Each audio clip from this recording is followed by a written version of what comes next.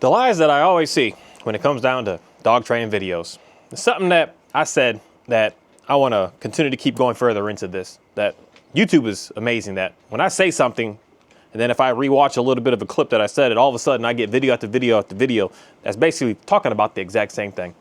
And that thing I want to talk about today is the concept of people having to band together and people having to protest and stand up and join arms with this concept that's not anything new going on, but we need to start banning equipment. We got a whole group of people that's loud, powerful. Powerful is the word I want to use here. Very influential and very just determined to get what they want. And what they want is to ban tools such as e-collars, such as prong collars. And we got these other people, say the balanced dog trainers that are out here on, we got to stand up. We can't let them do this. They're going to destroy all of dog training if they have their ways of being able to do such a thing. The lies of dog training. My name is Mark Anthony Dubose Jr. I was born July 4th, 1986. I want to say thank you for tuning in. Today I want to talk about something that I believe is very interesting when it comes down to this dog stuff. And the biggest thing I want to say up front is, you ever notice when you're listening and watching someone that's, say, a balanced dog trainer, and a balanced dog trainer being someone that uses tools and equipment primarily, in reality, not primary, but they're using that with treats to be able to get dogs to, say, have a change of behavior. You ever notice that? I've been watching it. I've been getting flooded with these videos, and especially these, like, say, grade A, top tier, best of the best trainers. When they're making their videos, when they're on their live streams, they never have a dog around them. They never have a dog that they say is theirs, that they work with, that they do anything with. There's just never, not never, but never dogs around. They're speaking in the camera, they're in the house, they're in a room, they're doing whatever they're doing, but there's never, ever, ever a dog around. And this is the part of what I want to say is the lies of dog training, because I used to be a part of this exact same thing up until recently. Because I would bring my dog out, because this is what they always do. When there is a dog in the video, they're putting on a show. They're doing this obedience. They're doing something. They're like getting the dog active and doing things. They're never just like hanging out and relaxing and just chilling with the dog, which I'm going to say is like what in reality, 99% of the stuff that we're actually doing and desiring with our dogs is what we want, is just to be able to hang out with them. You never see that. They're only showing because I know what they do. They put the show on with the dog, and then what do you do with the dog? They put it away. This is how I did it with my German Shepherd Kahi. I could take him out, I could make a video, I could make an extended long video, because I've got all kinds of videos of him being with me, sitting out in the wilderness, in the forest, him walking around doing, him on leash, just everywhere. He looks so good, he looks so amazing. And then when everything was done, okay, go back to your house, go back to your kennel, go back to your wherever, like get out of sight. Just get back in your crate is what a lot of people and majority of all, every single, say, balanced dog trainer that I know is what they do. When they're in the house, the dog is in the crate. The dog isn't out. The dog isn't sitting on the couch. The dog isn't with them. The dog is away. The dog is only with them when they're actively doing something. So this is the part where I'm going to say is I don't want to go that deep with my language yet. Give me a couple of videos, I'll start to go deep on my language and just speak what I want to speak. But it's so small-minded thinking that, oh my goodness, we need to get some sort of a group together to push back at these people on a ban the collars. Because in reality, they're not actually changing the behavior, getting things into a better place. They're just putting on the show. And I'm going to admit to this and say, it is easy to put on a show. It is not easy to just have what I want to say is what majority of people are actually looking for. You want this dog, this just magical thing of just, I have it on the leash, I can go anywhere, it's in the house, it's in the car with me, it's relaxed, it's hanging out, it's never barking at dogs, it never barks at people. Like pretty much everybody is looking for that. But when you're watching these videos, you're watching that show put on, but you're not actually seeing the reality of what's happening. And when more and more people are standing up, but we need to start getting together. This is the part that I would say to anybody that thinks that way. I don't care how great of trophies you got, how great of all this recognition you have from all these places and all these organizations and all this stuff, that you're the best of the best trainer. Clearly, you're lacking in something, that you're incapable of being able to actually train and actually work with the dog. If you need and require that I need this tool, I need this, I need these treats, I need all this stuff to be able to do what it is that I do. If that's the way that you're living, you clearly do not know how to work with dogs. That's like a base fundamental that I would say is anyone would be able to say and show and be able to prove. I don't want to say show, but sometimes we just have to show some stuff to be able to prove that you actually know how to work with these dogs, is to have your own dogs around you. Everyone talks about how great their dog is, but the dog is just never to be seen, or it's only shown when it's just in the spotlight of looking good. So there must be some sort of mismatch going on why they have to stand up and have to try to do video after video of these protesting against. We can't allow these people to take our collars away. We can't let these people take our tools away, because in reality, you would be out of work instantly. The day that these people got together, or they're already together, that they actually have all the legislation put that we have to ban crates, we have to ban prong collars, we have to ban even a slip leash and choke collars, and we have to ban prongs, we have to ban all these things. They're instantly out of work because they don't know how to work without those items. And that's the part where I'm going to say is the journey, the personal growth. If you really want to figure out how to be the best, why wouldn't you learn from the people that are actually able to do without all that equipment? Why wouldn't you learn those skills? Granted, maybe it takes you more time, but it takes you more time at first. And then when you start to get better and better and better and better and better at it, it doesn't take you that time anymore. Now you're able to get stuff done, which used to take you a year or 2 or 5. Now you can get it done in a couple of weeks. And then you get to the point that you can get it done in a couple of hours. And then you get to the point that you just look like a dog messiah that's just this magical being that you get it done in seconds. Because I've seen some people take some dogs that are just, the word I want to use is challenging. And I believe that the people that work with the, say, challenging dogs can see a challenging dog. Where the average person that just doesn't know, you could be fooled into this dog is wild and crazy and maddening. When in reality, I don't want to say it's easy or hard, but that's an easy dog. That's a dog that you could just put a flat collar on the dog and just hold a leash on the dog and the dog stops. And some of these dogs what I want to say is are going to push back if you try to do that. That's why you need the prong collar. That's why you need the e-collar. You need that because you don't know how to be able to go a different way because you've never even practiced. You never even tried. You never even done it. You never even built your skill set up to be able to get to that point. So that's why when I hear these people, especially, my goodness, a couple of these trainers that I would say as I had high regards and respect to look at what they do, I'll say keep doing what you're doing. Keep putting on the show. Stay on the field. Go to the events. Go do what you do. But get away from trying to say that this stuff is going to help you as a regular pet dog owner in your house being able to get into a better place. Because at the end of the day, it's not.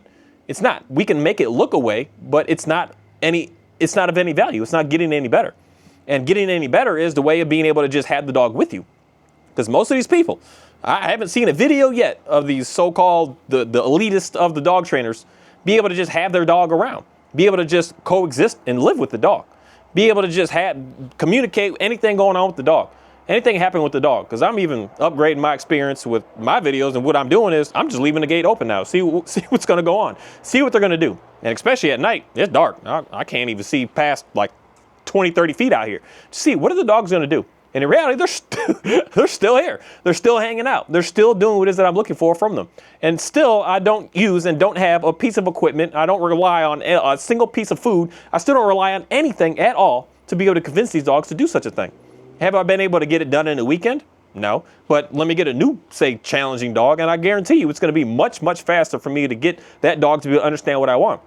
And that's the part with me that, unfortunately, my language is going to be as well in that dog trainer getting fired, because the language they want is if the trainer says he doesn't use treats, then he's a no good trainer. And I am one that's going to stand up and say, I don't use treats. So I already know that I have to make an adjustment my own self to still stay hired. But for me, I'm going to watch the people that are doing that, watch the people that are getting the results, watch the people that are actually interacting and engaging with their dogs on a, say, like almost an all-day type basis when they're with the dog, and not just keep the dogs locked up and locked away all day to learn what is it they're doing. What are you doing? How are you giving these dogs these treats and they're cool? They're not pushing you all day still. They're not demanding you. They're not hounding all on you. They're just there. The word I want to use is coexist. We're coexisting. I don't need to even speak majority of the time with what's going on with the dogs. I just need to be a body. So for me to still stay hired when this legislation gets passed, because it will, unfortunately, it just is what it is, because there's not a single say test that these especially e-collar trainers can put to someone who doesn't believe in the tool, can convince them that it's a good tool. Every time that they, oh, it's not that bad. They put it on their hand, they let them feel it, and they feel the buzzer like, whoa, what is that? You watch it over and over and over. They're not even given a false representation of like overdoing it. I mean, there's guys that do like pranks, and I don't want to use the word pranks, but do these like tough guy shows and stuff. I just seen one like a couple weeks ago of a guy on a live that just has an e-collar. He's got one of the sport dog ones on his neck, and he's taking donations to put it at 100. I don't know what the sport dog goes to, but put it on the highest level it can go and just blast himself. It's not a pleasant feeling. It hurts them. They fall down. They start, snot starts coming out of them. You can see their whole body starts convulsing. You're not going to be able to convince anybody that that's a good thing. That, oh, that's just, it's. I guess the word to use is, oh, that's humane. They've lost the battle because it's not. It's destructive in reality to the dog at the end of the day. And that's why you have to keep using it, because that's the only reason the dog is going to listen, because it knows you better listen or else this heavy thing is going to hit you. And think about it. These collars, a lot of people listen to any of the grade A professionals. They always dial it up, they bump it up, and then they start double boxing the dogs, and they start just dialing it up more and more and more. You take a double box on 100 and put it on yourself. And we are, and I'm small at 160 pounds, me compared to my 55-pound dog. The amount of, the tools are going to be gone.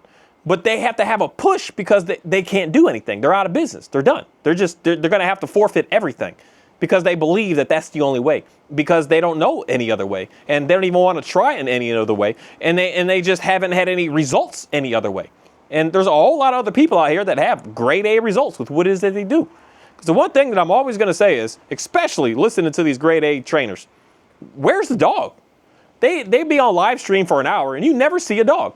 They'll be on live stream and doing something for 2 hours and you never see a dog. There's just none around. They're just completely just disappeared because they're back in the hidden in the dark underworld is where they are. And then they come out for like, ooh, look what I could do. Look what I could do. Look what I can make happen. Because I can say that, Oreo, come here. All my dogs are here at all times, all the time. I have a dog somewhere near, somewhere around. Every video I've ever done, especially, this is the part where my at-home videos is when I'm here. They're always here. They're always around every single second in reality that I'm out doing what it is that I'm doing. And when I'm not home, yeah, I'll put them in the bedroom and just y'all go do what y'all got to do. But other than that, they're always around. There's something always going on with them. This takes a whole different level of working with the dog. Not thinking that I could just put a piece of equipment on the dog and now the dog is going to be good. Now the dog is fixed. Now the dog is cured of all of his issues and all of his problems. That's just not, that's not reality. And that's what most people are buying into, this fake stuff, these shows. And then you start to get frustrated when it's like, well, why isn't it working? Because it was never meant to work. It was only meant to come out on a training field. It was only come out for the show. That's all that it was meant to come out for. And then that's why so many people are struggling. And then you start to go that route, and then everything just seems to be getting worse in other different places. Because I had personal experience with that. The more and more that I was double downing on trying to make it look away and be away, the more and more I was having problems in other places that just shouldn't be there. Shouldn't be there. I should be able to just sit down and relax. I should just be able to hang out. I should be able to just, in reality, this is the biggest thing on how I know that things are good. I could disengage. I could just look away and just not even focus, not even looking, not even staring. And I know that everything is good. That's how I know that things, that's what majority of people are looking for, because that's how majority of our lives are. Not having to be like, where's Kahi? Where's Kahi? Where's Kahi? Here's Kahi. Here's Kahi. Oh, I see. He's doing good. He's doing good. Oh, and be on him. That's not real life. You got 2 kids running around. You got 4 kids running around. You got your spouse running around. You got your grandparents running around. You got work to get done. You got the house to clean. You got food to cook. You got all this going on. I can't be just on this dog all day long. That's impossible, is a word that I want to use there. It's impossible and not realistic. What's realistic is I need to just be able to say, set it and forget it. Set it and forget it. I need to know that everything is work between both of us, that I don't need to be focused on you anymore. Because right this moment, I just speak to them, tell them, now they're all gone. They're all off the patio. They're all right there. I can still see them all way up. It's too dark over there. They're all just right there. They're all just hanging out. They're all still here. I don't need to focus and look and pay attention to anything. That's what I want to say is what real dog training brings. This phony stuff, you have to be on them. You have to be watching them. You have to be around them and just laser focused on every little thing that's going on with them. That's not real life. That's not real life. And the more that you're on them, the more that you're micromanaging, the worse it just keeps getting. It doesn't go away and get better. It doesn't just get to the point that, oh, now, since I have Lux, I used to believe this. I used to believe this hardcore. Oh, you just crate the dog for the first 2 years of its life, and then it's going to be better. I literally crated a dog for 5 years of his life, and it was worse. I just got to laugh at my own self. It was worse. Thinking that, oh, I'm just going to, especially with your, say, high drive dogs. I have high drive dogs. I have 3 of them. I don't have just 1 or 2. I have 3 of them that are just on the go, on the move type dogs. I didn't put him in his crate for 2 years and all of a sudden, okay, he's settled down. Now he's good. Now he could be able to be good. It never happened that way. It never worked that way. And that's the information that these people all shove into you. And that's why you'll never see him with the dog. Just hanging out, not putting on the show, but doing the boring part that everyone in reality is looking for. Being able to just be. Just relax. Go in the kitchen and go cook. Cook your food. Not having a, where are you at? What's going on? What are you doing? What you digging in? What you chewing out? What you scratching out? What's happening over there? Not doing anything. Go and your kid is needing some help with your homework and be able to spend one-on-one time with your child and just help them with their homework. Not having to like, oh, okay, I help you 2 + 2, 16 × 4 and look at all, that's an impossible way to live. And that's how most people are living inside of your homes because you're watching most of this stuff, which is either Bounce, Dog Trainer, or this so-called force-free, purely positive type stuff that forces you to have to continue to keep staying on them. You don't just stay on them for 2 years and all of a sudden, oh, we're good. Now we're fine. It doesn't work that way. You don't just put it in the closet and bring it out and one day it's going to be good. It doesn't work that way. We have to continue to keep on working on it. That's why I see these guys just standing up. Just it sounds so childish isn't even the word. It sounds so insecure is the word to use. So insecure that you have to try to get more and more people together to make sure that they can't ban the tools. That shows an extreme lack in experience, an extreme lack of being the one that's so-called the expert. It shows just that you actually do not know, do not have any information forward. Because if you believe that that's all that you can have, that's all that you can do, what are you? At the end of the day, a perfect word, a fraud. You're an absolute fraud. You have no idea how to be able to get anything done. You have no idea how to do anything. And that's not helping anybody. That's hurting more and more people than actually helping them. So when someone says, we got to ban e-collars, we got to ban this, we got to ban this, I'm just like, well, okay. Okay. Not that I'm going to join them, but I don't care. Because I know that I'm still going to be able to do the same type of work at the end of the day. Because I don't need to go that route to be able to get someone in a good place, in the reality good place. The reality of the good place is being able to just put the dog on a leash and put it in the car and go for a drive. Your dog's not barking at every dog that's driving past. Not barking at every tree. I used to have a dog that used to bark at everything. Telephone, everything. Anything that moved, even if we're driving past it, barking at it. Barking at everything inside of the house. Every little thing that's moving. Barking at it all. That's not a way to live. And the way to fix it isn't just, oh, put the collar on the dog and watch the dog. Or if you're not able to watch the dog, keep the dog in the crate. That's not real living. That's not anything. So when they say we're going to ban the tools, I say at the end of the day, I don't care. Again, because I don't care. I don't care. And even if I did heavily use that and I did have it in my brain, that is the only way to do it. I'm going to say, well, I have to adjust. I have to adjust. I can't keep doing this because I'm going to be out of business, so I have to adjust. So while it's still good that the laws are with me to be able to use my e-collars, I'm going to keep doing that. But behind the closed doors, behind over here on the side, I'm going to have different projects going on to be able to get myself to be able to understand the skills that I need to be able to make sure that I don't need this stuff anymore. And the thing that I realized, which is the coolest thing about it, is once you realize that how to be able to work with getting away from all that stuff, you're actually going to find yourself to be able to have better than you could ever even possibly anticipate. You're going to have better. You're going to have your dog around more. You're going to, because it's not a, nuisance may not be the word, but that's a good word, but it's not a bother to you to have them around. It's enjoyable to have them around because you get to see that's the cool thing about a dog at the end of the day. You see the cool little things that they do. They're fascinating little creatures that they just do weird stuff. Like my dog, I have 2 of them. I don't know why, but they just like to get any bee, which I don't mind.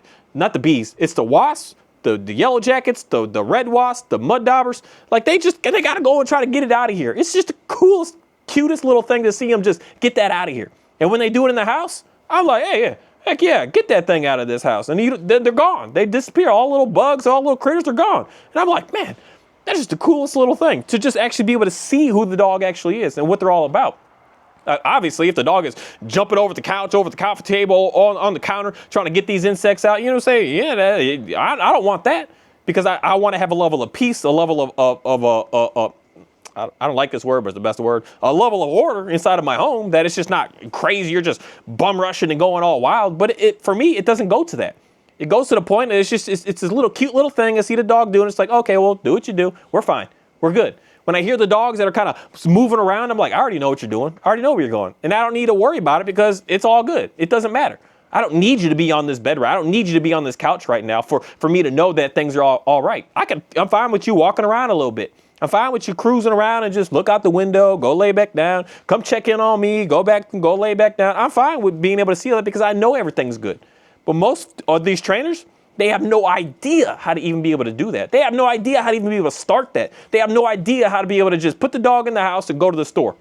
Not having to keep the dog in a crate, not having to keep them in that little isolated thing to be able to know that everything is good to go. There's a level of, what I want to use and say here is, there's only one thing. This is why me and my kitchen, I'm weary, because the kitchen is the one place in the house that can cause damage, that could be destructive. For me, it's like the oven. I don't want y'all, because I got a propane range. I don't want them hitting knobs. I don't want them going through my trash. I don't want them going through my what do you call it? My fridge. I don't want them going through my cupboards. I don't want them going through that stuff. That could be disastrous. So I work on that and say, stay out of the kitchen, get out of the kitchen. And I notice that when I tell them to stay out of the kitchen when I'm there, they stay out of the kitchen when I'm not there. They just know that that's off limits. It's not a place to go. And I know that everything is good. For me, that's the only thing. I'm not worried about them chewing up something and digging into something, doing it. I've never been worried about that, because they just don't do that. They just don't do it, because they are able to have a chance to, the word I want to use is express themselves, without having to come out of that kennel, out of that crate, out of that whatever, and just be on this rampage. Excuse me. Because that's what I see that dogs do. They're on a rampage. And then you have to watch them. You have to be all on them. That's not training. That's just some silly little show that's being put on, and an extreme amount of micromanaging. That's not teaching. That's not training. That's not showing. That's absolutely nothingness at the end of the day, to actually help someone that's struggling with the dog. That's just what I constantly keep on seeing. And these people just trying to, we need to stop these people from trying to ban the collars. That just shows a lack of growth. That shows that you've just stunted yourself to say, oh, this is it. I've been able to get done what I need to get done. That's the number one thing that anybody that listens to me is, I would like for anyone to just be able to see. Where the dog's at? Where the dog at? If they're not putting on a show, they never show the dog. The dogs are absolutely nowhere to be seen. Nowhere. You never see a dog just laying on the couch hanging out. You never see a dog just sitting on a patio and relaxing. You just don't see these things. And I would want more people to just start to question that. What the heck is going on with that? Thank you. Johnny? Oreo? I didn't even say your name, buddy, but you here quick. This dog is his, I want you to say his listening to what I ask of him now, Kahi, my shepherd here, is on 10. It's on 10 at this point. I thought he used to be responsive, but he only was when it came down to me. Oreo, we good, man? It only came down to him being able to do whatever the heck it is that he wants to do. Now that we're in this, I wouldn't even want to say balance yet. We're not at a balance yet. He's doing what I'm telling him to do right now until we can get everything looking good and getting good. That where my dogs at? Ophi, Johnny, where y'all at? So I just want y'all to come around. This is just every day. Hold on, Ophi. You wait, man. She running back. That's what I like to see. Hey, my girl.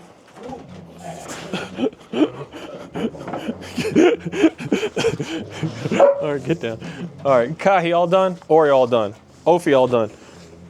That's why I don't like the too excitement. It gets everything too exciting. Everything just starts to go up in like just crazy. It goes crazy. When everything is just chill, everything is calm, everything is fine.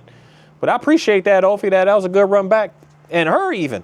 I never realized, man, I could talk about this. I might have to make a couple videos on it. I didn't realize how much influence this shepherd Kahi had over my Dalmatian. I never realized how much in reality he was telling her, don't listen to that guy because he's telling me what to do. I didn't realize that until I started telling this dog what to do. Once I started telling this dog what to do, now I see everything else from all the other dogs is starting to get much easier. Because even right there, everything was just like doing all this grumbling. But what happens in a flash? We're right back to just, okay, we're chilling, we're hanging out. There's no reason to stay in that over excitement. Most people, when you got that dog, especially a Dalmatian, her energy is on more. She's probably my highest energy dog, this Dalmatian. But as far as like the overall look, when you just see all the dogs, she's the one that's like the most calm, the most chill. She's the one I spent the most time with, being most calm with. She's the one that's just the most chillest.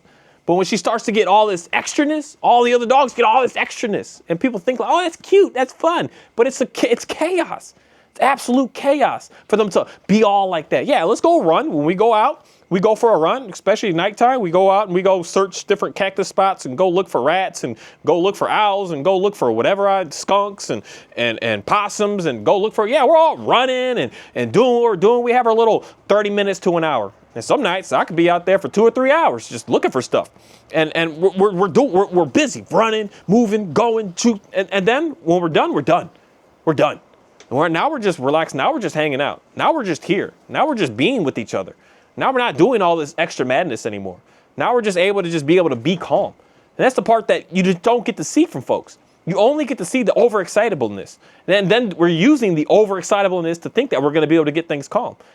But this is the part where I'll say we shouldn't have to worry about seeing something, because at the end of the day, it's boring to see. Dogs just hanging out. But that's something that these grade A professionals are incapable of being able to do. You just never see them with a dog. Never. Never just sitting down and a dog around, or even just around. You just never see that. The dogs are just never there. They're just hidden from the world. Why? Because things are a lie. Things are absolute mass manipulation. Things are just being deceitful. It's not being real. What's real is how to be able to get the dog to be able to just chill and be able to hang out. How to get the dog to just be able to be there with you. How to be able to just call the dog and the dog just wants to come to you. Not because it's going to get something, not because it's in trouble or something, but just because that's just what you said. You just want them there. You want them there. You want them to be right next to you. Because I ran into a slight, I don't want to even say issue because I don't worry about it. It's not the thing. But the first time that this Dalmatian didn't just give me this just perfectness. Had some people come over and buy some quail and some chicken. I got quail again now, which is kind of cool. Buy some chicken. And she's down there. She just wants to go say hi. I had to call her back 2 or 3 times. No, 3 times. Not even 2 times. I had to call her back 3. I said, "Oh, get back over here. Get on the patio." I just don't like people. My dog's interacting with people when I'm here. It's just how do I say it? I don't want to say it's a safety thing. It's just a safety thing. I don't want that. My business is my business over there. Now, if we're talking and hanging out and want to talk more about some things, okay, you can come hang out with the dogs and pet the dogs and relax with the dogs. But when it's business, I got to do my business. I just want the dogs out of the way. I don't want them to be in the mix of it, because it's just I want to stay focused on our task. Go find a chicken that you want so that you can get what you want. And then, okay, now we can move on. And I had to call her back 3 times. And she just looked at me and she's like, "Give me 1 more second." I was like, no 1 more second. So I had to go to her and say, "Hey, go home." And I had to get a little firm when I say, "Go home. This is what I want from you." This is the first time, I believe, that I can even remember from this dog that she's ever done such a thing. And in reality, that's kind of that's part of the beauty of the dog. But at the end of the day, I didn't have to put a treat in her face. I didn't have to put a collar on her. I just had to call her name a few extra times. Even earlier, she was way back over there somewhere. I had to call her again. Sometimes I don't know if they can hear me because they'll be behind the house over there. So I just get a little bit louder, but not louder in a way of yelling at them because they're in trouble, but louder so that you can hear what the heck I'm saying. And then they just come right back over again in a flash. No issues, no complications. You're never going to see anything on any of these dogs. I personally just like my dogs naked. I don't like no collars, no anything. Just makes my life easy. And it's just that's the part of what I want to say is the growth of trying to learn more, as opposed to me having all this stuff to be able to convince the dogs and force the dog or trick the dogs to be able to want to come with me. That means that you haven't learned. You just said, "Oh, this is it. This is where it is," instead of going more. It's one thing that I'm going to continue to keep on. Now I'm going to go on a mission and go find these videos with the best of the best trainers that just have a dog.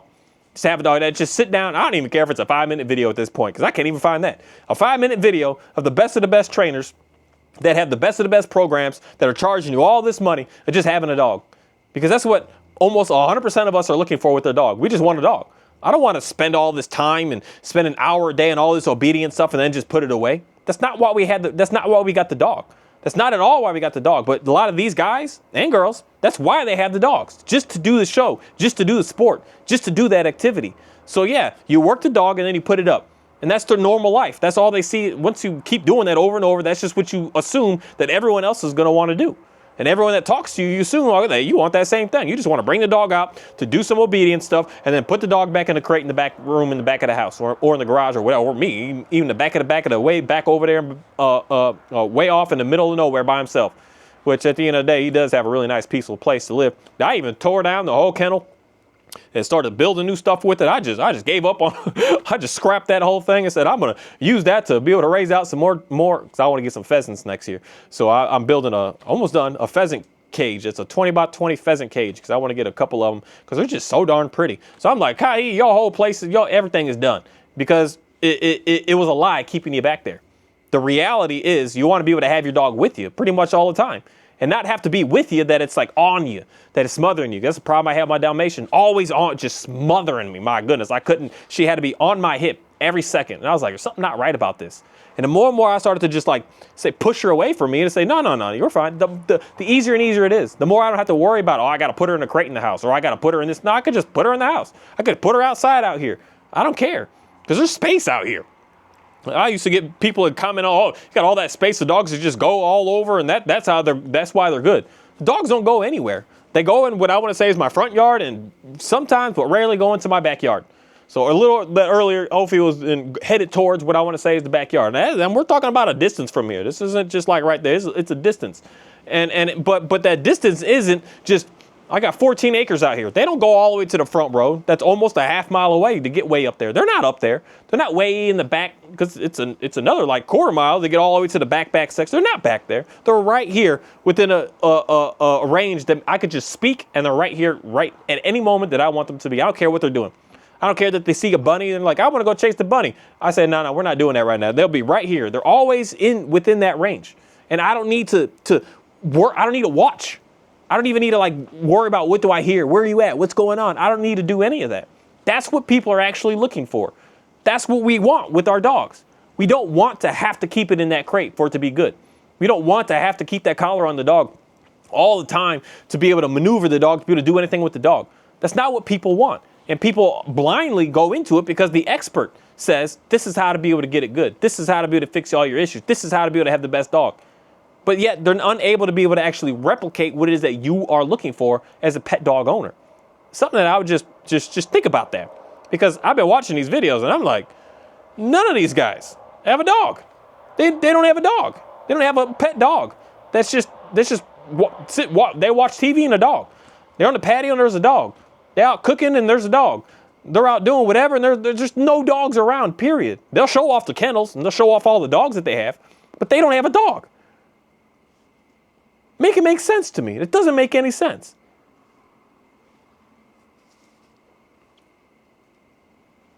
I don't know why it's so dark today. It's dark today, which I like.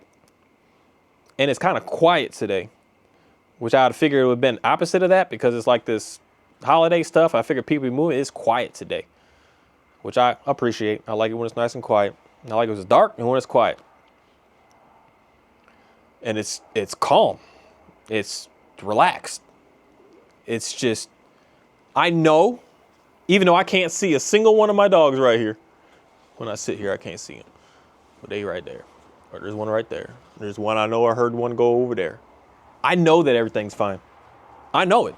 I know they're not getting into something that they shouldn't be getting into. I know it. This is the one thing that this dog here, my shepherd, does. And he's kind of always quite done it. But he's always checking in on me. He's always checking in on me. He's like, what you doing, man? And then he leaves. Because right now he just came, he got close, he looked at me, he's like, oh, you're still there doing that? Okay, well, I'll just move around. But he always comes back. All of them across the board. My German Shepherd just does it the most. At the end of the day, he is my favorite dog. As far as that agreeableness, as far as that wanting to please. This dude, like pretty much everywhere I'm at, whatever I'm doing at this point now that the roles are right, that I'm the one that's telling him what to do, him not telling me what to do, His dog is a joy to be around. When I'm just laying down, he's just laying down. When I'm sitting, he's sitting. When I'm just focused doing something, he's just focused doing something. When we're doing something together, we're doing something together. It's just the neatest thing to see. It's so cool. Why I can see why people really, really love the German Shepherd. But a lot of people are struggling with the German Shepherd because the German Shepherd is actually running you. And it's not in its DNA to do that. But that's getting all messed up because of all this foolishness that I see going on. The foolishness of, I got to put this show on. I got to do these things. That's how you get your dog to be nice. When the dog is the dog is capable of being able to know right from wrong without you having to tell it every 2 seconds. The dog's capable of doing that. And today we do that in parenting as well.